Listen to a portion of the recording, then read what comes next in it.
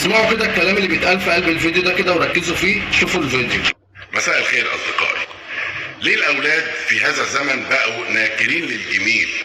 ولادنا بقوا ناكرين للجميل ومش حاسين بتعب لا الأب ولا الأم معهم. سؤال اتسأل لي من بعض الأمهات وبعض الأبهات، وأنا أقول ابنك طالع ناكر للجميل لأنه ما بيحسش بقيمة الشيء اللي انت وأبوه بتجيبوه ولا بتتعبوا فيه. الباشا طلباته مجابة، الباشا ما ترباش على ثقافة الشكر. الباشا بيشوف بابا ماما ما بتقولوش ألف ألف ألف شكر يا حبيبي وجودك في حياتنا، ولا إنك بتتعب علشاننا، ولا بتحسس الولاد إن الأب بيتعب. ماما بتتخانق مع بابا عشان يجيب للولد كل حاجة. ابن داخل مدارس ما ينقصوش حاجة، ابن مش أقل من أي حد.